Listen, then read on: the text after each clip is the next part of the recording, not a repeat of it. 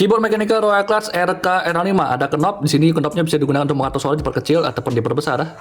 Kalau pengen dibit ditekan aja. Untuk koneksi menggunakan kabel dan ukuran di 65% lewat ya, TK 8 ampere. Kalian juga bisa custom RGB-nya ke satu warna seperti ini ataupun ke warna putih dan juga bisa dibatik ataupun diterangin. Kalian juga bisa custom bentuk disk caps ataupun switch-nya, bisa pakai 5 pin ataupun 3 pin switch north facing. Untuk kelengkapan dapat buku panduan dan kabel Type-C dan Type-A, cooler dan switch cadangan 5 pin switch. Kalian juga bisa custom keyboard ini menggunakan file, ya tinggal di enable aja Sound Design Type. Nah, menggunakan file VIA, nanti tinggal di load aja. Nah, nanti tampilan bakal seperti ini, bisa di custom untuk masing-masing tombolnya, termasuk kalian bisa custom makro.